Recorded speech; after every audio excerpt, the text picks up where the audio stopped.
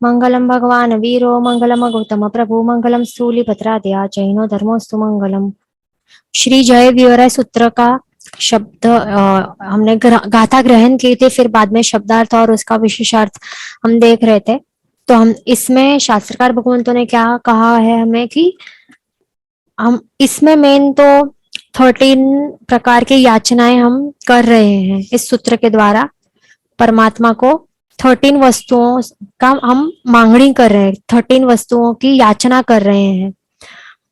पर साथ ही साथ ये भी इसमें कहा गया है कि प्रभु के शासन में वर्ज्य है, कुछ भी मांगना वर्ज्य है। मतलब कि नियाणा बांधना, नियाणा का बंध करना वो वर्ज्य है। वो क्यों कहा गया है वो हमने कहाँ देखा था, यहाँ पे देखा था वारी जय जय वी नियाण बंधनम। तो इसमें इसके द्वारा शास्त्रकार भगवंत कहते हैं कि नियाणा नियाणे का बंध करना वो वर्ज्य है। शास्त्रकार भगवान ने ना बोला है तो वो क्यों, उसका मतलब क्या है नियाणे का, कि जो भी धर्म का जो फल है, धर्म के हम धर्म आराधना करते हैं उसके सामने कोई भी फल मांगना नहीं चाहिए, फल की इच्छा भी नहीं रखनी चाहिए। जो हम इच्छा रखेंगे, फल मांगेंगे तो वो फिर क्या हो जाएगा, विष क्रिया बन जाएगी अथवा तो घरल क्रिया बन जाएगी। मतलब कि हमारी जो धर्म आराधना है उसमें वो मलिन बन जाएगी और उसके कारण उसके दुष्परिणाम भी हमें ही भुगतने पड़ेंगे। तो उसके बारे में हम सीख रहे थे लास्ट क्लास में, तो वही हम कंटिन्यू करेंगे। तो सबसे पहले है विष क्रिया या फिर विष अनुष्ठान। तो इसमें क्या है कि हम कोई भी धर्म आराधना करें या तप करें, सामयिक करें, प्रतिक्रमण करें, मालाएं करें, गिने या फिर पूजा भी करें, कुछ भी छोटे से बड़ा अनुष्ठान, या फिर हम यात्रा करवाएं, खुद यात्रा करें, साधर्मिक भक्ति करें, ऐसा कोई भी धार्मिक अनुष्ठान हो, या फिर सुपात्र दान करें या भंडारा पूरे जिनालय में, या चढ़ावा बोले, कुछ भी करें, उसके सामने अंदर से ये हम छोटी सी भी इस प्रकार से इच्छा नहीं होनी चाहिए कि ये सब मैं जो भी कर रहा हूँ इसके सामने मुझे अभी क्या मिलेगा, सांसारिक सुख की प्राप्ति होगी या फिर कुछ फायदा मिलेगा। कितनों को ऐसा होता है ना कि ऐसा माइंड में होता है कि हम यहाँ पे जिनालय में समझो कि 100 रुपीज हम चढ़ाएंगे, मतलब भंडारे में डालेंगे तो हमारा फायदा होगा 1 लाख, हम लखपति या फिर करोड़पति बन जाएंगे। तो इस ऐसे फल अंदर भी बैठा हो, ऐसी फल की इच्छा अंदर भी अगर हल्की सी भी हो, बैठी हो, तो फिर समझ लेना है कि ये फिर विष अनुष्ठान में ये परिवर्तित हो जाएगा। हमारा जो धर्म क्रिया है, मतलब जो दान धर्म किया ना हमने, जिनालय में डाला 100 रुपीज, कितने की इच्छा से कि हम 100 देंगे तो सामने हमें इतना लाभ होगा, 1 लाख रुपयों का लाभ हो जाएगा बराबर। या फिर हम किसी को हेल्प करें तो अंदर से ऐसी इच्छा हो कि अभी हमारी भी हेल्प हो जाएगी। तो ये सब है ना, क्या है अंदर से इच्छा रखना। तो ये सब क्या है, स्वार्थ वाली, मतलब स्वार्थ आ जाता है हमारा इसमें, और ये सब बिजनेस टाइप हो जाता है। जैसे कि हम सामने भगवान को 100 रुपया चढ़ा रहे तो हम उसके सामने क्या मांग रहे हैं, 1 लाख मांग रहे हैं। तो ऐसा कौन देता है, यहाँ व्यवहारिक दुनिया में कोई देता है? कोई इंसान भी नहीं देता है। तो भगवान से हम कैसे एक्सपेक्ट करके बैठे हैं कि भगवान दे देंगे हमें? तो ये सब ऐसी इस प्रकार की इच्छाएं जो हम रखेंगे ना अंदर, अंतर में ऐसी होगी ना, तो फिर समझ लेना कि वो जो भी दानशील तप भाव किस प्रकार का भी धर्म हमने किया, या फिर देश कीर्ति धर्म, या फिर कोई भी किस प्रकार का भी धर्म हमने किया, या सर्ववीर्ति धर्म, तो वो पूरा परिवर्तित हो जाएगा विष अनुष्ठान में, पॉइजनस बन जाएगा। मतलब धार्मिक क्रिया में पॉइजन का मिश्रण हो जाएगा, वो मलिन हो जाएगी, सारी की सारी क्रिया वेस्ट हो जाएगी, कंप्लीटली वेस्ट तो होगी ही, साथ में ऐसे ही ये नहीं छोड़ेगी, कर्म का बंध होगा, जिस कारण हमें क्या होगा, जो हमने मांगा है ना वो तो हमें मिल जाएगा। तो मतलब कि ऐसा नहीं कि 1 लाख मांगा है तो 1 लाख मिल जाएंगे, कम ज्यादा हो सकता है, ठीक है। बट सामने क्या होगा, जब हमें ये समझो कि 1 लाख मिल गए, आगे जाके प्रॉफिट हुआ कुछ, ठीक है, इसी भाव में, या फिर हमें कुछ लोक में प्रशंसा मिल गई, हम फेमस बन गए, या फिर हमें हमारा एक पोजीशन अच्छा खासा बन गया, जो हमने मांगा था इस प्रकार का हमें इसी भाव में कुछ ना कुछ मिल गया, छोटा मोटा फल। पर वो फल मिलते समय वो फल मिलेगा, पर वो क्या होगा, उस समय हमारी बुद्धि बुद्धि की जो विशुद्धता है वो चली जाएगी। और साथ ही साथ ये विषानुष्ठान कैसा है कि पॉइजन जैसा है। मतलब कि कैसा, कि ऑन द स्पॉट ये जो धर्म आराधना है उसमें ऑन द स्पॉट ये मिश्रित हो जाता है, पॉइजन मिश्रित हो जाता है, मलिन बन जाता है। और ऑन द स्पॉट क्या होता है, फल मिले तब मिले, पर ऑन द स्पॉट ये हमारे जो चित्त है, हमारे जो भाव है, उसकी शुद्धता विशुद्धता को नाश कर देता है। अल्प फल आगे जाके देगा भी, पर ये इस प्रकार की जो धर्म आराधना है, दानशील भाव वगैरह, वो इस प्रकार से मलिन हुई, जो हमने मलिन कर रखी है अशुद्ध आशय के साथ, तो इस प्रकार की मलिन जो हो रखी है, हमने कर दी है मलिन भावों के द्वारा, मलिन इच्छाओं के द्वारा, हमारी जो धर्म आराधना को भी मलिन कर दिया, तो वो बिल्कुल भी मोक्ष तो बिल्कुल नहीं देगा हमें। इनफैक्ट हमारे पाप कर्मों का बंध कराएगा और हमारा जो संसार है वो बढ़ा देगा। मतलब संसार बढ़ना मतलब भाव बढ़ जाएंगे हमारे संसार में। परिभ्रमण है वो कटेगा नहीं, बट वो चलता रहेगा। तो ये तो ऑब्वियस सी बात है, क्यों, क्योंकि हमने धर्म के सामने हमने क्या मांगा, संसार सुख मांगा, पैसे वस्तुएं ये सब, धन समृद्धि संपत्ति यही मांगा, पोजीशन प्रशंसा नामना, ये सब तो मांगा, तो यही मिलेगा ना। ये कैसे मिलेगा, जब हमें एक भव मिलेगा, नए भव मिलेंगे तो मिलते जाएगा ना। तो अब जब संसारी मांग रहे हैं, संसार सुख पौद्गलिक सुख मांग रहे हैं, तो वही मिलेगा ना, संसारी बढ़ेगा ना। वो ऑब्वियस सी बात है, बराबर, जो मांग रहे हैं वही मिल रहा है। तो इसी कारण हमें ये ध्यान रखना है कि प्रभु पूजा वगैरह करते समय ये सब हमें बिल्कुल भी मांगना नहीं है, बराबर, ये ध्यान रखना है। तो विष अनुष्ठान मतलब क्या, कि इसी भाव के लिए हम कुछ मांग रहे हो, मतलब धर्म आराधना करते समय इसी भाव के लिए हम कुछ मांगते हो वैसा। जैसे कि ये इसी को तो नियाणा जो यहाँ पे लिखा है, क्या है, वारिक जई जई वी नियाण बंधनम, मतलब वर्ज्य ना कही गई है, भगवान ने ना बोला है कि ये वर्जित है हमारे शास्त्र में।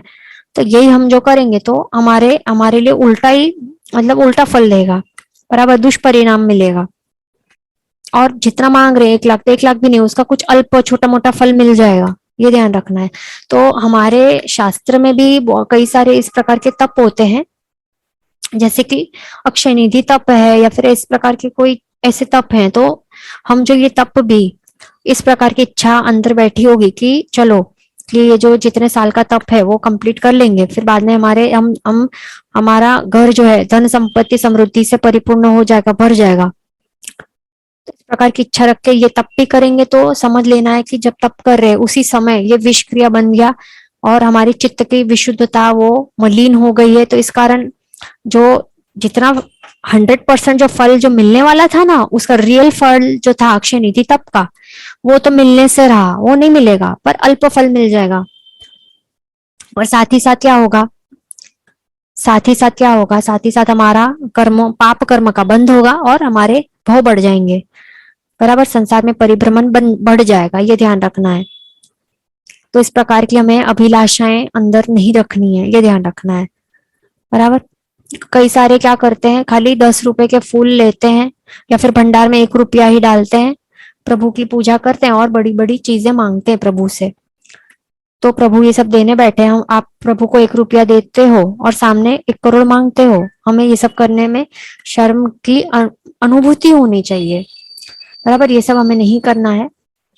प्रभु वहां पे कोई बिजनेस ट्रेडर या डीलर नहीं बैठे हैं, ये ध्यान रखना है, बराबर। हमें इस प्रकार से मांगेंगे प्रभु से तो प्रभु की ही अवहेलना कर रहे हैं, ये ध्यान रखना है, बराबर। 1 रुपया डालेंगे और 5 करोड़ का फ्लैट मांगेंगे, ये आपको व्यवहारिक दुनिया में तो मांग के दिखाओ, किसी को 1 रुपया दे के मांग के दिखाओ, कोई देता है 5 करोड़ का फ्लैट, नहीं देगा ना। तो हमें शर्म की अनुभूति होनी चाहिए, खास ध्यान रखना है, बराबर, ये सब हमें करना नहीं है। कई सारे क्या करते हैं कि प्रभु के वहां पे क्या, उनके जो पुत्र पुत्री या पौत्र पौत्री जो भी हो, उनका विवाह हो जाए, इस प्रकार की वहां पे विनंतियां करके आते हैं। और वो होगा तो नारियल चढ़ाएंगे, भंडारा पूरेंगे, ये सब करेंगे। तो ये वही हो गया, प्रभु कोई मैरिज ब्यूरो खोल के बैठे हैं क्या, ये हमें समझने जैसी बात है। प्रभु मैरिज ब्यूरो खोल के नहीं बैठे हैं, प्रभु ये सब काम नहीं करते हैं, बराबर। तो ये सब मांगना नहीं चाहिए वहां पे जाके। प्रभु कैसे हैं, प्रभु के पास तो उनको हम मेन तो हम दर्शन ही नहीं कर रहे ठीक से। जो हम प्रभु के प्रॉपरली राइट दृष्टि से दर्शन करेंगे ना, तो प्रभु के अंदर क्या दिखाई देगा हमें? वैराग्य गुण, निर्विकारिता भाव, ये सब गुण हमें दिखाई देंगे, पर हम प्रॉपरली दर्शन करते ही नहीं है ना। प्रभु के गुणों का दर्शन हमें जिनालय में जाके प्रभु का क्या करना है? दर्शन करना है या प्रभु के गुणों का दर्शन करना है? क्या करना है? ये हमें सोचने जैसी वस्तु है। जिनालय में जाके पूजा करते हैं, दर्शन करते हैं। दर्शन मतलब देखना, आंखों से जो देखा हम देखते हैं तो उसको, उसी को दर्शन ये शब्द कहलाया जाता है। तो प्रभु के दर्शन करते हैं तो प्रभु दर्शन में प्रभु के गुण दिखने चाहिए हमें, बराबर। उनके आंखों में निर्विकारिता के भाव जो झलकते हैं, वो हमें उसका दर्शन होना चाहिए। प्रभु में जो प्रभु कैसे वितरागी हैं, वो तो ये सब मांगना चाहिए हमें। उनके गुणों का दर्शन करके ये गुण हमारे में आए, ये मांगना चाहिए। कहाँ ये सब मैरिज हो जाए, ये सब ये कहाँ मांगने बैठ रहे हैं हम। तो इसी से हमारी जो मिथ्या दृष्टि है, उल्टी सोच है, गलत मान्यता है, वो ही सब क्लियर, मतलब वही सब समझ में आती कि हाँ हमारी मिथ्या दृष्टि है, गलत मान्यता है। गलत दृष्टि से हम प्रभु के दर्शन कर रहे हैं। हम सही से अभी तक प्रभु को पहचान नहीं पाए हैं। बस हमारे मांगने वाला आदत है, बस। मतलब किसी का आदत होता है ना कि मांगते रहता है, मांगते रहता है। कोई एक गरीब भिखारी होता है, वो मांगने की आदत रहती है। फिर कभी उसको लॉटरी भी लग जाएगी, फिर भी वो क्या करेगा? पैसे सब रख देगा घर पे और बाहर जाके मांगते ही रहेगा, है ना। ऐसे कई सारे होते हैं ना। सरकार के द्वारा उनको घर भी दे देंगे, मुफ्त का राशन पानी भी दे देंगे, सब मिल जाएगा, फिर भी उनकी आदत क्या होती है? मांगने की। तो और एम्प्लॉयमेंट भी दे देंगे, बट वो सब वो नहीं करना है उनको। मांगने की आदत है, मांगते रहेंगे लाइफ टाइम। तो क्या हम भी वैसे ही हैं? सोचने जैसी वस्तु है कि हम भी वही तो करते हैं, प्रभु के पास मांगते रहते, मांगते रहते, मांगते रहते हैं। वो भी क्या? गाड़ी बंगला घोड़ा ये सब मांगते हैं। तो ये सोचने जैसी वस्तु है। क्या ये सब हमें हम भी वैसे ही हैं क्या? उस गरीब मांगने वाला पर्सन के जैसे हम भी हैं। हमारी भी आदत पड़ी हुई है कि संतोष नाम का गुण है ही नहीं हमारे में। बस लोभ वृत्ति पड़ी है हमारे में कि सब संग्रह करते जाऊं, करते जाऊं, करते जाऊं, और उसका कोई एंड ही नहीं है। ये सब वस्तु व्यक्ति ये सब नहीं मांगने। हमें क्या मांगना है? के पास से प्रभु पहले तो वहां पे जिनालय में जो प्रभु प्रतिमा है, प्रतिमा नहीं देखने पर प्रभु के अंदर जो गुण है उनका दर्शन करना है। और वे सारे गुण हमें मांगने हैं कि हमें, हमारे में भी ये गुण आए। तो प्रभु में कैसे गुण है? त्याग धर्म है उनमें। प्रभु में क्या था? वो तो त्याग, संसार त्याग के चले गए थे ना, दीक्षा स्वीकारी थी। पर अब प्रभु थोड़ी राजा है, मतलब सब लेके बैठे हैं क्या वहां पे? सिद्ध अवस्था में, मोक्ष में क्या सब लेके बैठे हैं? गाड़ी बंगला सब लेके बैठे हैं, ऐशो आराम में नहीं ना। वो देव नहीं है, पर वो सिद्ध आत्मा है प्रभु। तो प्रभु के अंदर हमें त्याग धर्म, वो उसका दर्शन होना चाहिए, बराबर। और वो हमें हमें वो मांगना चाहिए कि मैं भी त्याग कर पाऊं। हमें मांगने नहीं जाना है कि संग्रह हो, संग्रहालय थोड़ी बनाने हमें, मम्मण सेठ बनना है हमें। क्या बनना है? मम्मण सेठ सीधा सेवेंथ नरक में गया था। हमारे अंदर भी जो, भले हमारे घर में इतनी वस्तुएं नहीं होंगी, बट हमारे अंदर लोभ और परिग्रह की ऐसी ऐसे कषाय तीव्र रूप में जो उछलते होंगे, तो हम मम्मण सेठ से कई बिल्कुल भी अलग नहीं है। हमें भी नरक की प्राप्ति हो सकती है। जिसका भी लोभ कषाय बहुत ज्यादा, आसक्ति भाव तेज होगा, उसको भी नरक का ये मिल सकता है, आयुष्य बंद हो सकता है। ये ध्यान रखना है, बराबर। तो जो मांगने वाला जो आदत है वो हमें तोड़ना है। ये संस्कार पड़ गए हमारे आत्मा में, वो तोड़ने हैं हमें, नष्ट करने, कुसंस्कारों को त्यागना है, बराबर। और प्रभु से क्या मांगना है? कि त्याग धर्म मुझे, मतलब त्याग वाली वृत्ति आए मेरे में, कि मैं भी त्याग कर सकूं, दान धर्म कर सकूं, और धीरे धीरे दान दे के सब दान दे दूं और आपके राह पे चल पड़ू। ये सब मांगना है, बराबर। जिसके पास जो है गुण वो मांगने चाहिए। जो खुद ही छोड़ के चला गया है, तो उसके पास आप जो छोड़ा हुआ वस्तु है वो आप कैसे मांग सकते हो? हम कैसे मांग सकते हैं? सोचने की बात है, बराबर। ये ध्यान रखना है। ये हमने एक फर्स्ट जो विष अनुष्ठान है वो क्लियर हो गया हमारा। ये ध्यान रखना कि विष अनुष्ठान का जो सेवन करेंगे, मतलब कि नियाण इस प्रकार के नियाणे का बंध करेंगे, तो फिर क्या होगा, महा अनर्थकारी होगा। इस भाव में हमें थोड़ा थोड़ा बहुत अल्प फल मिल जाएगा तो हम खुश हो जाएंगे कि नहीं नहीं, ये तप के सामने हमने ये चीज मांगा तो हमें तो मिल गया, और हम खुश हो जाएंगे। शंखेश्वर में भी कितने कितने कई सारों ने प्रभाव देखे होंगे कि प्रभु का अट्ठम शंखेश्वर पार्श्वनाथ प्रभु का वहां पे जाके आराधना, अट्ठम वगैरह तप वगैरह कुछ भी आप करोगे या कुछ भी वहां पे मांगोगे तो वो उसका कुछ ना कुछ फल मिल ही जाता है, पॉजिटिव फल मिल जाता है। बट आप नहीं सोच रहे हो कि ये सब आप जो भी मांग रहे हो, पौद्गलिक सुख और संपत्तियां जो भी मांग रहे हो, सांसारिक चीजें, तो वो सब विष अनुष्ठान में परिवर्तित कर रहे हो तो आगे जाके दुष्परिणाम मिलेंगे। इस भाव में आपको कई छोटा मोटा ऐसा फल मिल जाएगा, क्योंकि है प्रभु का प्रभाव है वैसा कि मिल जाएगा। बट ये सोचना कि वर्जित किया गया है, प्रभु ने खुद वर्जित किया है, ये सब नहीं मांगना है। तो ये देखा हमने। अभी दूसरा हम देखेंगे वो है गरल क्रिया या फिर गरल अनुष्ठान। तो अभी गरल अनुष्ठान, गरल मतलब कि क्या, गरल अनुष्ठान या फिर घर अनुष्ठान भी कहते हैं। तो गरल ये शब्द का मीनिंग है घरोली। घरोली मतलब कि जो हाउस लिजर्ड आपने देखी होगी घर में जो घूमती है, बराबर। तो ये हाउस लिजर्ड जो है उसके अंदर भी जहर होता है ना, और वो जहर तात्कालिक फल नहीं देता है, बट कैसा रहता है, स्लो पॉइजन टाइप रहता है, थोड़ा देर बाद असर करता है, पर करता है असर, जरूर असर करता है, पर तात्कालिक फल नहीं देता। जैसे कि हमने विष अनुष्ठान देखा, स्नेक पॉइजन जैसा रहता है ये, सर्प का। ऑन द स्पॉट ये चित्त की विशुद्धता को मिटा देता है, नष्ट कर देता है, अल्प फल देता है, पर आगे जाके दुष्परिणाम मिलते हैं पाप कर्मों की वजह से। पर गरल अनुष्ठान कैसा है, इससे भी ज्यादा बदतर है। इसमें क्या है कि ये जो लिजर्ड है वो कैसा स्लो पॉइजन रहता है ना, ऑन द स्पॉट तात्कालिक फल देता तो है नहीं, बट कैसा थोड़ा टाइम बाद ये असर करता है, पर असर जरूर असर करता है। तो इसी प्रकार से जब भी हम क्या करते हैं कि आगे आने वाले भवों के लिए हम कुछ मांगते हैं, बराबर, नियाणे का बंध इस प्रकार से करते हैं कि मुझे, मतलब ये मैं जो भी धर्म क्रिया कर रहा हूँ, तप त्याग, इतने बड़े बड़े तप कर रहा हूँ या जो भी कर रहा हूँ, सामायिक प्रतिक्रमण कर रहा हूँ, तो इस सामायिक से मुझे 9 to 5 9 to 5 पल्योपम का देवताई आयुष्य प्राप्त हो अगले भव में, ये मांग रहे हैं। या फिर पौषद में, पौषद एक कर रहे हैं और पौषद का भी फल हमने सुना होगा कि अमुक ये अमुक वर्षों का, अमुक हजारों जो भी कुछ वर्षों का, पल्योपम वर्षों का या कुछ तो है, तो उतना देवताई आयुष्य का बंध होता है एक पौषद करने से भी।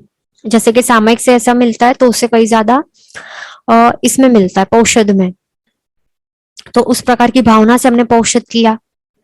या फिर हमने सुना होगा कि 1 लाख वर्ष के उपवास का फल मिलता है प्रभु को पुष्पमाला चढ़ाने से। तो हमने पुष्पमाला चढ़ाई और फिर ये सामने हमने अंदर से ऐसी इच्छा रही है हमारी कि चलो अभी मैंने एक कितना खाली 10 रुपए की माला चढ़ा रहा हूं, पर उसके सामने इतना मुझे उपवास का फल मिल रहा है, तो इस फल के लालच से हम करते हैं। या फिर हम समझो कि ऐसा भी कहलाया गया है शास्त्र में कि जब हम छाब चढ़ाते ना प्रभु को, छाब में क्या क्या होता है, सारा का सारा अष्ट प्रकारी का सामान होता है, प्लस जिनालय में जो भी वस्तु जो भी यूजफुल होती है, जैसे कि चामर की झोड़ी, फिर ये दर्पण, पंखा, फिर दीवटी, दीपक, वो जो भी है सब, धूपदानी, अंगलूछना, जो भी है वस्तुएं, वो सबका छाप बनता है। हमने चढ़ाया होगा पालीताना में जाके शत्रुंजय तीर्थ पर। तो उसका क्या फल बताया गया है कि आप छाप चढ़ाओगे तो सामने क्या होगा नेक्स्ट फॉर्म में, कि चक्रवर्ती पना मिलेगा। तो इस भाव से हमने जाके छाप चढ़ाया या फिर इस प्रकार से कुछ इस प्रकार की हमने धर्म आराधना की, अंदर इच्छा रख के कि नेक्स्ट फ्लो में मुझे ये ऐसा सब मिलेगा। तो उस फल की इच्छा भी अंदर से थोड़ी भी इच्छा रह गई और हमने ये सब किया, तो क्या होगा, ये गरल अनुष्ठान में परिवर्तित हो जाएगी हमारी सारी धर्म क्रियाएं। या फिर कई सारे हमने, हाँ, ये भी सुना होगा कि जो भी देश वृत्ति धर्म श्रावक या श्राविका बनता है तो उसको फिर क्या होता है, अच्छे से बहुत ज्यादा अच्छा ये अच्छे से पालन किया तो फिर देवताई आयुष्य भी मिल सकता है, या फिर सर्ववृत्ति धर्म का अच्छे से पालन किया तो देवताई आयुष्य देवगति मिल सकती है नेक्स्ट फॉर्म में।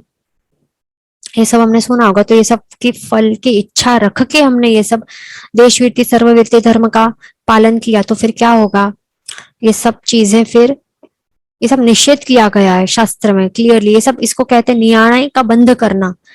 तो नियाणय इस प्रकार से नियाणों का बंध करेंगे तो क्या हो जाएगा, जो निषेध किया गया है वस्तु क्यों किया गया, क्योंकि हमारे आत्मा के लिए बहुत ज्यादा दुष्परिणाम भयंकर दुष्परिणाम की प्राप्ति होगी, इसी कारण ना कहा गया है। फिर भी हम जो करेंगे तो फिर ये गरल क्रिया बन जाएगी, मतलब कि हाउस लिजर्ड जैसा स्लो पॉइजन में परिवर्तित हो जाएगी। ऑन द स्पॉट फल नहीं देगा, ऑन द स्पॉट क्या ये भाव में अशुद्धि नहीं होगी, पर क्या होगा जो आगे आने वाले भाव में आपको जरूर आप जो भी नियाणे का बंध करोगे कि एक दो मास खमण की और मासक क्षमण के सामने इस प्रकार का कुछ राज्य मिल जाए, राजा पद मिल जाए, फिर राजा सच में मिल जाएगा, क्योंकि ये सब का फल रहता है। धर्म का फल तो मिलता ही है, धर्म फल के बिना तो होता ही नहीं है, फल तो जरूर 100% मिलता है।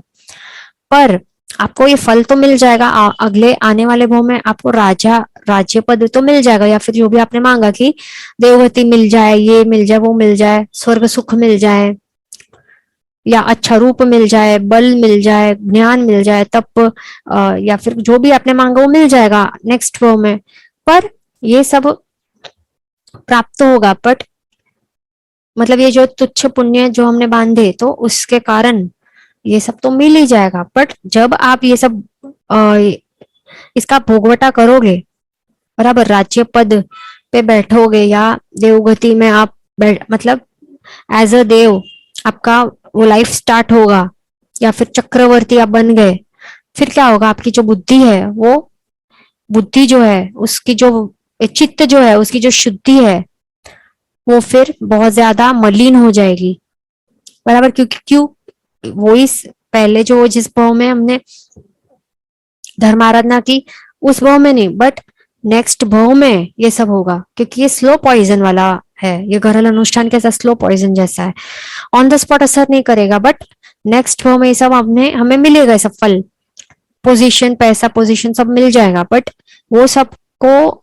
का भोगवटा करते समय हमारा चित्त जो है वो मलिन हो जाएगा, उसकी शुद्धि का नष्ट हो जाएगा, और फिर क्या होगा, जो भी हमें मिला है वो उसका हम दुरुपयोग करेंगे, और वही जो भी पुण्य तुच्छ पुण्य की सामग्री जो मिली है वही पाप का बंध कराने वाली वो निमित्त बन जाएगी, बराबर। मतलब कि न्यू न्यू पाप कर्मों का बंध कराएगी वो सब चीजें, वो चक्रवर्ती का पोजीशन या राजा का पोजीशन जो भी मिला है। जैसे कि अभी भी हम देख पा रहे हैं ना, कई सारे क्रिकेटर लोग हैं, या फिर कोई पॉलिटिशियंस होंगे, या एक्टर्स एक्ट्रेसेस, हमें लगता होगा कि ये तो इतने पाप कर्म कर रहे हैं यहाँ पर इस भाव में, हमने वो तो देखा ही होगा ना कि कई सारे जो रिच लोग हैं, बहुत ज्यादा रिच हैं, अब जो पति जो भी हैं करोड़पति, वो सब क्या कर रहे हैं, हमें ऐसा ही माइंड में आता है ना कि पापियों को पैसा मिलता है बट हम धर्मियों को ही पैसा नहीं मिलता है। तो ये सब क्या है, यही तो है सब।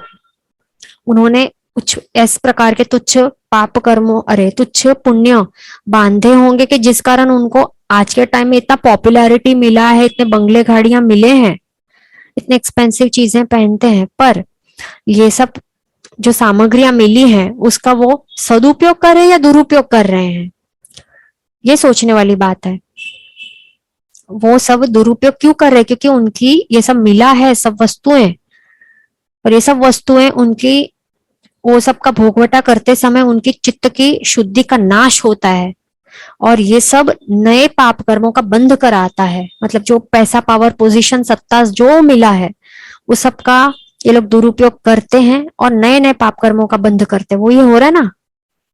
तो इसमें ये सब हो रहा है, फिर भी हमें क्यों जेलसी होती है, या फिर हमें फिर भी क्यों इस प्रकार की इच्छा होती है कि काश मेरी भी लाइफ उनके जैसी होती, क्यों हम उनको हमारे आइडल बना के मान के बैठ गए हैं, क्योंकि हमारी मिथ्या मान्यताएं हैं, गलत दृष्टि है, देखने का नजरिया गलत है। हमारा जो देखने का नजरिया है वो जिन वचन के प्रभु जिन वाणी के हिसाब से होना चाहिए तो सही है। जो हमारी दृष्टि देखने का दुनिया देखने का नजरिया ही गलत है, तो हमें ये सब जो भी पाप कर्म का बंध कर रहे, ये सब सामग्री मिली तुच्छ पुण्य के कारण जो भी सामग्रियां मिली हैं उनके दुरुपयोग कर रहे हैं आज के टाइम में, नशा ड्रग्स ये सब कर रहे हैं, तो उससे क्या आगे उनको क्या मिलने वाला, आपने सोचा है? कई सारे क्रिकेटरों ने एक किसी फेमस क्रिकेटर ने तो पूरा एक पोल्ट्री फार्म खोल रखा है, तो ये सब क्या होने वाला है? आपने सोचा आगे जाके क्या होगा? सब दुर्गति के गामी बनने वाले हैं, तो ऐसे लोग को क्या आइडल मानना चाहिए? हमारे नहीं मानना चाहिए, फिर भी हम उनको आइडल मान के बैठते हैं, उनके फैन बन के बैठ गए, ब्लाइंड फैंस, अंधभक्त बन के बैठ गए हैं। कोई भी किसी पॉलिटिशियन का भाषण हमें पसंद आए तो उसके भी अंधभक्त बन जाते हैं। क्या हमने सोचा है पॉलिटिशियंस होते हैं वो क्या सारे कई सारे गलत काम में भी पड़े रहते हैं, क्या क्या करते हैं, हमें हमें कुछ पता नहीं होता है, फिर भी हम बस किसी का भाषण अच्छा है तो अंधभक्त बन के बैठ जाते हैं। तो ये सब हमारी समझ लेना चाहिए कि हमारा अभी भी मिथ्यात्व है हमारे आत्मा में, इसी कारण हमें ये सब अच्छा लग रहा है, ये सब ऐसे लोग ऐसे व्यक्ति, तो ये सब हमें सोचने जैसा है। ये सब का इच्छा हमें रखना नहीं है, ये खास ध्यान रखना। धर्म हम जो करें तो बस एक ही चीज मांगना है, वो है मोक्ष, दैट्स इट। या फिर जो भी प्रभु के गुण है वो सारे गुण मेरे में भी है तो मेरे आत्मा के गुण सारे प्रकट हो जाएं, सारे के सारे कर्मों का नाश हो, तो ये ही हमें मांगना है। इसको छोड़ के और किधर कुछ मांगना ही नहीं है। सम्यक दर्शन मांग सकते हैं, सम्यक ज्ञान मांग सकते हैं, ये सब मांगना चाहिए, सम्यक चारित्र मांग सकते हैं, ये सब मांगने चाहिए, आत्मा के गुण मांगने चाहिए, ना कि ये सब पौद्गलिक तुच्छ वस्तुएं। ये ध्यान रखना है। बराबर। कोई कोई कई सारे क्या ऐसे भी हमने सुने होंगे इंस्टेंसेस की, क्या करते हैं कि किसी जीव के ऊपर द्वेष भाव हो, तीव्र क्रोध हो, तो क्या कर रहे हैं, तप में लग जाते हैं। बराबर। अज्ञान तप में लग जाते हैं और फिर इस प्रकार के कष्ट और ये सब देते खुद को, और क्या करते हैं, इस प्रकार का फल की इच्छा रखते हैं कि जो भी मैं तप कर रहा हूं इससे मुझे इस प्रकार की शक्ति मिलेगी, मैं नेक्स्ट भाव में इसको इस XYZ पर्सन को मारने वाला बनूं, इस प्रकार की मुझे मेरे में ताकत आ जाए, या फिर ऐसे सर्कमस्टांसेस क्रिएट हो जाए कि मैं इसको मारने वाला बन जाऊं नेक्स्ट भाव में। तो हमने जो भी इतना इस प्रकार के जो अज्ञान तप करके जो मांगा है, तो इतना तप के सामने वो फल रूप के रूप में तो मिलेगा ही। बराबर। जैसे कि कमठ और पार्श्वनाथ भगवान का दृष्टांत मरुभूति का हमने सुना ही होगा। कमठ यही तो सब करता है, मरुभूति मतलब कि पार्श्वनाथ भगवान का जो जीव है उसके लिए हर भाव में वही मारने वाला बनता है ना, कमठ का जीव। कभी कुरकुट सर्प बन जाता है, कभी सिंह बन जाता है, कभी कुछ, कभी शिकारी बन जाता है, कुछ कुछ बन के हर एक भाव में पार्श्वनाथ भगवान के आत्मा को के जीव को वो मारने वाला बन जाता है। तो क्या हमें कमठ बनना है या पार्श्वनाथ बनना है, पार्श्वनाथ भगवान बनना है, ये हमें सोचना है। जो हम इस प्रकार के नियाणों का बंध करेंगे तो सामने देखो उस कमठ जो नियाणा का, ये इस प्रकार के नियाणे का बंध कर रहा है कि मैं मरुभूति जो है उसको मारने वाला बनूं, हर भाव में बदला लेने वाला बनूं, इस प्रकार का तीव्र द्वेष भावना रख के वो ये सब भयंकर तप त्याग करता है, तापस बन के साधना करता है, तो फिर वो उसको पता नहीं है कि यही पार्श्वनाथ भगवान बनने वाले हैं। बराबर। ये अरियंत भगवान बनने वाले, पर इस अरियंत भगवान जो बनने वाले उसी जीव को, उसी महात्मा महान व्यक्ति को ये मारने वाला बनता है कमठ हर एक भाव में। तो क्या हमें कमठ बनना है या भगवान पार्श्वनाथ भगवान बनना है जो समभाव से सब सहन करते हैं? ये हमें खुद ही हमारे हाथ में, हमें यही नक्की करना है। बराबर। तो इसी कारण इस प्रकार के हम वरना फ्लो में हम इस प्रकार के निर्णय का बंध कर लेते हैं, अनजाने में ही सही ये सब हो जाता है। तो उसका सभी का आलोचना प्रायश्चित लेना जरूरी है, याद करके। नहीं तो जो इस भाव में हमने नियाणों का बंध इस प्रकार के तुच्छ गलत गलत नियाणों का बंध कर लिया होगा किसी इंसान या किसी भी व्यक्ति के ऊपर द्वेष भाव होने के कारण, तो फिर हमारे भव भव हम उसको मारने वाले बनेंगे। सोचो, हमारी मतलब ये है ही, ये घरल अनुष्ठान मतलब क्या है कि जो मांगते हैं ना वो मिल जाता है। मतलब आप मांगोगे कि बदला करने लेने मिले, इस प्रकार की शक्ति मिले, तो आपको मिलेगी जरूर आगे नेक्स्ट भाव में। और वो शक्ति का जब मिलेगी, आपका ऑटोमेटिकली बुद्धि जो है, चित्त है, वो उसकी शुद्धि का नष्ट हो जाएगा, दिमाग घूम जाएगा, और ऑटोमेटिकली वो सामने वाले पर्सन जो आपने पहले मांगा था पहले भावों में, ऑटोमेटिकली द्वेष भाव उस इंसान को देख के आप में वो प्रज्वलित हो जाएगा। और उसको मारने का जो आपने मांगा था फल, वो तो आपको ऑटोमेटिकली इच्छा होगा कि इसको मारू मारू मारू मार मार दूं बस, गुस्सा आ रहा है उसको देख के, विदाउट एनी रीजन, उस भाव में भले ही कुछ ना हुआ हो, बट ये आपने मांगा है आगे के भाव में, इस कारण आगे के भाव में एक नहीं पर कई सारे भावों में आपके जो बुद्धि है, वो चित्त जो है, उसकी शुद्धता मलिन हो जाएगी, नष्ट हो जाएगी, शुद्धि नष्ट हो जाएगी, और ऑटोमेटिकली ऐसे द्वेष भाव ये सब होगा। तो इसी कारण हमें ये सब अवॉइड करना है, बराबर, ये सब मांगना नहीं है, भाव भाव बिगड़ जाएंगे वरना, ये ध्यान रखना है, बराबर। मतलब इसमें क्या है, हमें ध्यान रखना है कि परलोक के सुख संपत्ति की इच्छा नहीं रखनी है कि परलोक में मुझे ये वो मिले, सब ये ध्यान रखना है। जैसे कि कई सारे क्या करते हैं कि अभी क्या, हम जो लाइव एग्जांपल लें तो उसमें क्या करते हैं कई सारे लोग कि जो भी अभी, मतलब पहले हमने कुछ, पहले के भवों में हमने कुछ मांग लिए होंगे, बराबर, इस प्रकार के कोई भी धर्म, दान शील तप त्याग ऐसा कुछ किया रहेगा, बराबर, ऐसे कोई तापस भी बने होंगे, संन्यास लिया होगा किसी और धर्म में, कुछ भी किया होगा, सोमवार मंगलवार ऐसे सब तप रखे होंगे, या फिर जैन धर्म वाले भी तप किए होंगे, कुछ भी किए होंगे, पर वो सब के सामने इस प्रकार की इच्छा जो हमने की होगी कि मुझे नेक्स्ट भाव में सब पैसा, ये सब रुतबा, ये सब मिले, तो उसी कारण ये जो हमारा ये अभी चल रहा है भाव, तो उसका लाइव एग्जांपल ले रहे, तो उस भाव में हमें उस पहले के इच्छा जो भी नियाणों का बंध किया होगा, उस कारण हमें छोटा मोटा फल मिल गया होगा, और हमें पैसे ये सब मिले होंगे, घर दौलत जमीन जायदाद ये सब मिला होगा। बट अभी ये सब यूज करते हुए, ये सब जो पैसे हैं जो हमें मिल रहे हैं, तो वो पैसों का हम सदुपयोग कर रहे हैं या दुरुपयोग करने का मन हो रहा है, हमारा जो चित्त है, वो पैसे हाथ में आने पर हमारी चित्त की शुद्धता टिक पा रही है, या जो चित्त की शुद्धता है वो नष्ट हो रही है, और हमें उसका पैसों का गलत काम में ही उपयोग करने का मन कर रहा है। ये हमें सोचना है हर एक टाइम, जब भी हमारे हाथ में पैसे आए, खर्च करने का मन करे, तब हमें यही सोचना है कि हम अब ये खर्च करने, मतलब मैं सही काम में खर्च कर रहा हूँ, करने का मन हो रहा है, या ऑटोमेटिकली गलत काम में खर्च करने का मन हो रहा है। तो जो समझ लेना कि जो गलत काम में खर्च करने का मन हो रहा है, जैसे कि अभक्ष्य, होटल का भक्ष्य खाने का मन कर रहा हो ऑटोमेटिकली, तो समझ लेना है कि ये तुच्छ पुण्य के उदय के रूप में मुझे ये पैसे मिले हैं, और इस कारण जब इसका भोगवटा करूंगा, मेरी चित्त की विशुद्धता का नष्ट हो रहा है, इसी कारण इसका दुरुपयोग कर रहा हूं अभक्ष्य खाने में, और इस कारण पाप कर्मों का बंध होगा। मतलब ये क्या है, पापानुबंधी पुण्य का ये सब ये दिख रहा है मुझे, तो ये इस प्रकार से हमें दृष्टि रखनी, बराबर। मतलब हमारे लाइफ में जो एक एक चीज हो रही है, हर एक चीज का एनालाइज करना बहुत ज्यादा जरूरी है। ये सब क्यों हो रहा है, ये क्यों हो रहा है, ऐसे सोच क्यों आ रहे हैं मेरे में, ऐसे विचार क्यों आ रहे हैं, ये सब हमें सोचना है। तब जाके हमारी जो दृष्टि है वो जाके मिथ्या में से पलट के सम्यक दृष्टि हो जाएगी, देखने का नजरिया सही करना है हमें, जिन वचन के अनुरूप करना है, ये ध्यान रखना है, बराबर। तो जब भी आप खर्चे करने जा रहे हो, तब सोचना, जरूर सोचना, बराबर।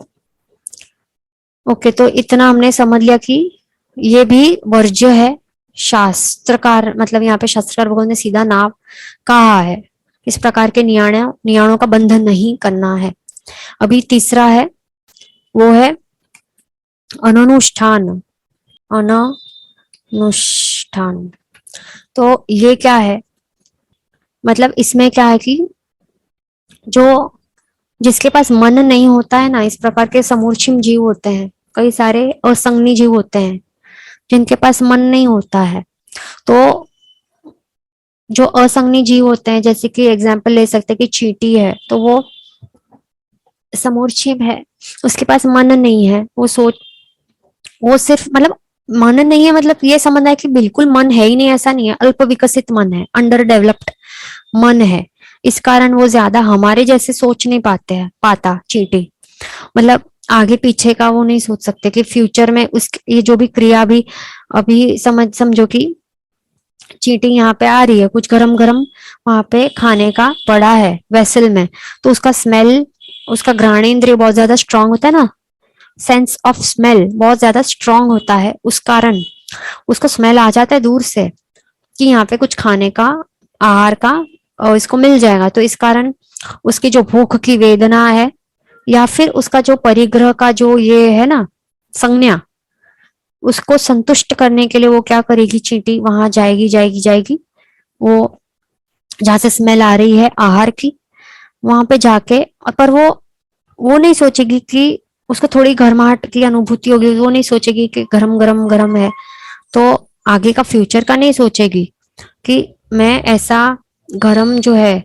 वेसल उसको टच कर लूंगी तो मेरा जान चला जाएगा, या फिर पास्ट का भी नहीं सोच पाएगी चींटी कि दूसरी जो चींटी थी वो इस प्रकार से उसकी मृत्यु हो गई थी पहले, पर वो सिर्फ और सिर्फ जो प्रेजेंट में उसको भूख की वेदना सता रही है और परिग्रह की संज्ञा जो सता रही है, मतलब स्टोरेज करने का उनका रहता है ना चींटियों का कि स्टोर करते जाओ सब, आहार के कण लेके जाओ स्टोर करते जाओ, तो ये जो भी है उनकी संज्ञा है, तो उस कारण फिर वो सोचेंगे नहीं, बस जो अभी प्रेजेंट में जो उनको लग रहा है ठीक कि अभी आहार लेना है तो बस लेना है, तो फिर वहां पे जाके उसकी फिर गरम गरम स्पर्श के कारण उसकी मृत्यु हो जाएगी वहां पर।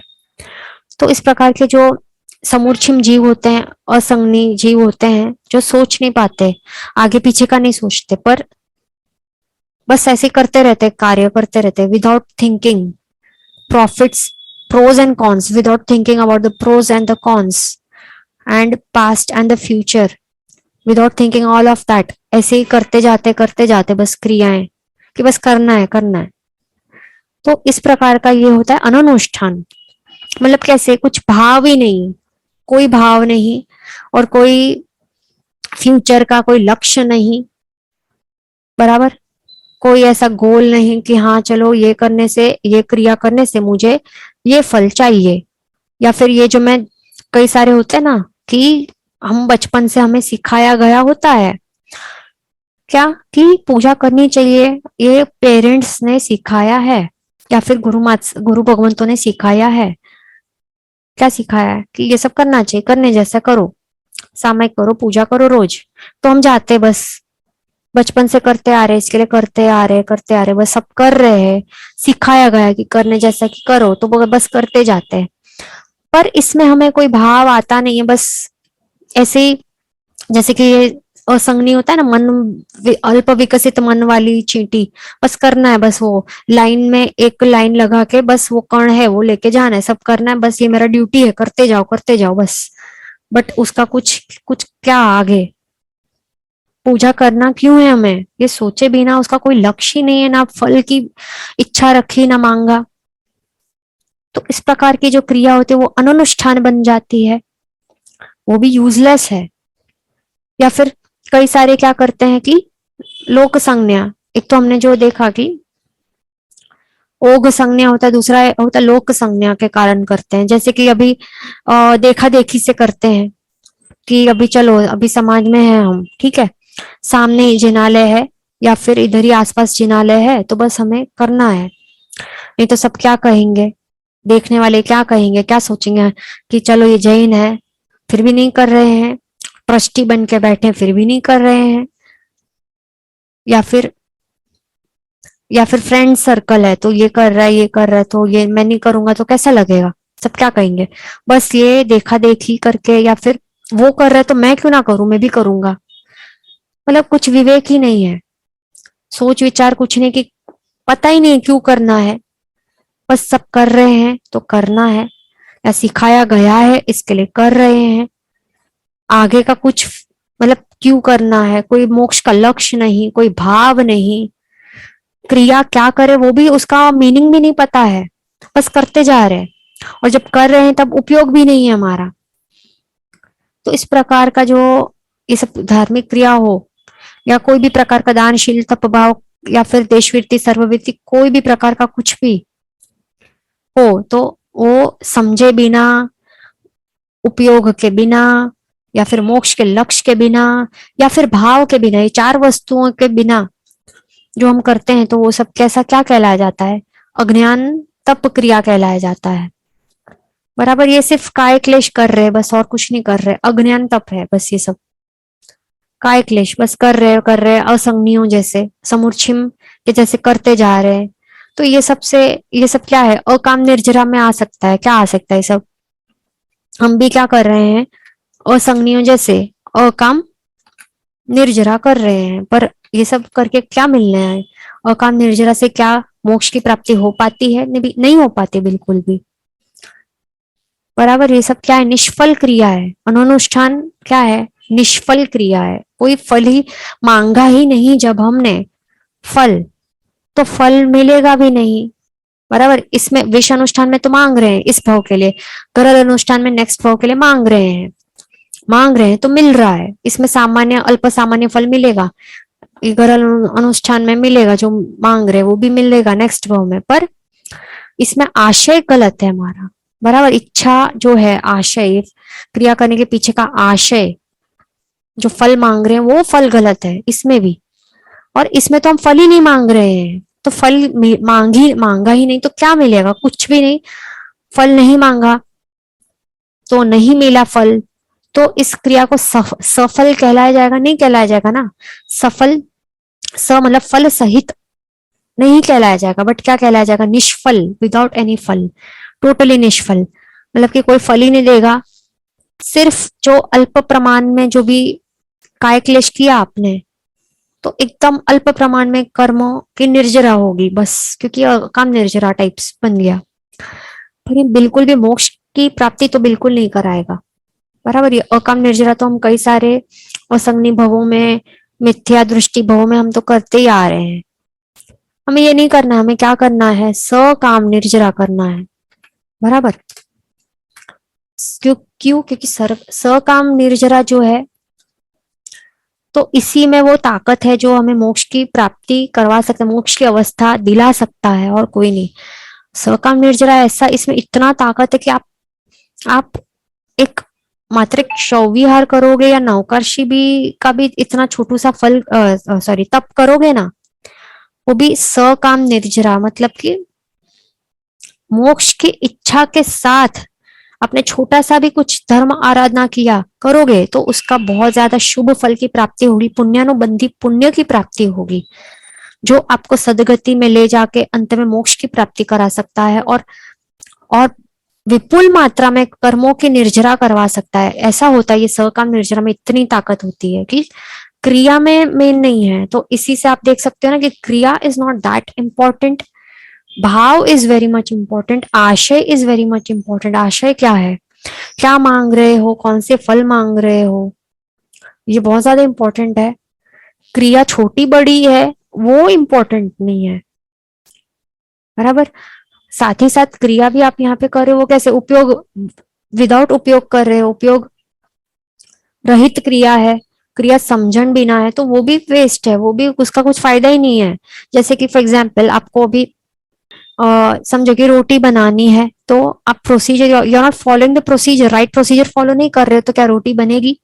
उसमें क्या होता है? आटे में पानी नमक डाल के वो उसको ऐसा ऐसा करना रहता है, गूंदना रहता है, गोल गोल बना के, सॉफ्ट बना के, फिर उसका गोल गोल उसके पेड़े बनाओगे, और फिर उसको तवे पे ऐसा ऐसा सेकना है, फिर बनती है ना रोटी। पर आप ये प्रोसीजर फॉलो नहीं करोगे। जो आटा है, आटे को डायरेक्ट तवे पे डालोगे, फिर बाद में उसको नीचे लेके आओगे, पानी डालोगे, कुछ कुछ अजीब ही कुछ प्रोसेस करोगे, क्रिया प्रॉपरली नहीं करोगे, मन के हिसाब से करोगे, कुछ भी उपयोग नहीं होगा, आपका ध्यान नहीं होगा उसमें क्या कर रहे हो। उधर रोटी के जगह हाथ को सेक दिया, क्या हो जाएगा? बनेगी रोटी? नहीं बनेगी ना। जो फल एक्सपेक्टेड है, व्हाट इज द फल एक्सपेक्टेड? रोटी है ना, तो प्रॉपर रोटी कैसे मिलेगी नहीं ना आपको बनी हुई। क्योंकि उपयोग भी नहीं, आपका ध्यान ही नहीं, कुछ भी कर रहे हो, क्रिया भी समझी नहीं आपने कि कैसे प्रोसीजर करना है सही से, वो भी नहीं कर रहे हो, गड़बड़ कर रहे हो, तो क्या, ये सब वेस्ट है, निष्फल है ये सब। इसके लिए अनुष्ठान भी हमें करना नहीं है, ये खास ध्यान रखना है। ये कैसी अज्ञानता वाली, विवेक रहित वाली क्रिया है, मोक्ष के लक्ष्य की वगैर की क्रिया है, समझन के बिना की क्रिया है। इसी कारण इसको शास्त्र में ना कहा गया है। जैसे कि ताम्ली तापस का एग्जाम्पल दिया गया है ना, ताम्ली तापस सुना होगा आपने। इन्होंने क्या किया है, 60,000 ईयर्स का अज्ञान तप किया है। सोचो 60,000 ईयर्स का मतलब क्या होता है। उसमें भी सब जो भी आहार ग्रहण करना होता था, वो भी उसमें भी सब न्यूट्रिशन निकाल दिया पूरा। और कोई इस प्रकार से सब न्यूट्रिशन निकाल के उन्होंने आहार किया। जैसे आप वो जो आहार करते हैं ना, जो आप रखोगे तो कोई जो भूखा गाय होगा ना, गाय भैंस, वो भी नहीं खाएंगे, वो भी मुंह फेर देंगे। इस प्रकार का अनाज वे खाते थे। सोचो ताम्ली तापस, पर वो था कैसा ये सब, काय क्लेश था, अज्ञान तप था। क्योंकि उन्होंने मतलब उन्होंने मोक्ष के जो फल था वो तो मांगा ही नहीं उन्होंने। इसी कारण 60,000 ईयर्स का इतना घोर तपस्या, इतना स्ट्रिक्टली किया, फिर भी उनको देवलोक मिला। जो रियल सुख है वो मोक्ष सुख कहाँ मिला उनको, जो जिसमें सुख ही नहीं है। देवगति क्या है, दुखमय गति है, दुखमय गति मिली, संसार बढ़ गया उनका, है ना। तो इसी कारण ध्यान रखना है कि जो हम उत्कृष्ट तप, जो इनके जगह मतलब यही ताम्ली तापसी जो 60,000 ईयर्स वाला जो तप है, जो जैसा किया उन्होंने, जो मोक्ष के इच्छा सहित करते, मोक्ष के लक्ष्य के सहित करते, तो ऑब्वियसली उनको मिल ही जाता, निश्चित रूप में मोक्ष फल, मोक्ष की अवस्था मिल ही जाती। वैसे ही रावण जो थे, तो रावण ने भी यही किया था मिस्टेक। क्या किया था, उत्कृष्ट ध्यान लगा के उन्होंने क्या किया था, प्रभु का ध्यान आ रहा, ध्यान में बैठे थे, उत्कृष्ट लेवल का ध्यान, उनका फोकस कंसंट्रेशन तो नेक्स्ट लेवल था। वो सब करके भी उन्होंने मोक्ष के लक्ष्य ये नहीं किया ध्यान। और क्या मांगा उन्होंने, मतलब उनको क्या मिला, उनको बहुरूपी विद्या चाहिए थी, तो फल वैसा मांगा तो ऐसा तुच्छ फल मिला। जो यही उत्कृष्ट ध्यान जो मोक्ष के लक्ष्य के सहित करते, तो उनको अवश्य केवल ज्ञान की प्राप्ति हो जाती। तो यही सब हम गड़बड़, हमें क्या करना है, यही सब जो भी हम ये सब सुनते हैं दृष्टांत शास्त्रकार द्वारा, शास्त्रों में जो भी दृष्टांत सुनते हैं, ये सब सुन के हमें खुद को सोचना चाहिए। इससे हमें ये एग्जाम्पल लेना चाहिए, सीख लेनी चाहिए कि जो मिस्टेक्स हमारे जो पहले वालों ने किया है, वो सब मिस्टेक्स हमें नहीं करना है, ये सीखना है हमें। बट बल्कि हम क्या करते हैं, उनकी मिस्टेक्स तो हम खुद रिपीट करते ही है, पर उनसे भी कई बदतर मिस्टेक्स करते हैं। तो ये सब नहीं करना है, बराबर, ये ध्यान रखना। तो ये हमने ये भी देख लिया कि अनुष्ठान ये भी वर्ज्य है, ये भी नहीं करना है। मोक्ष के फल सहित की, मोक्ष के लक्ष्य के साथ धर्म आराधना, धर्म क्रिया करनी है, तो ही मांगोगे तो ही मिलेगा, नहीं तो नहीं मिलेगा ना, ऑब्वियसली नहीं मिलेगा, बराबर। फिर चौथा है तद हेतु अनुष्ठान।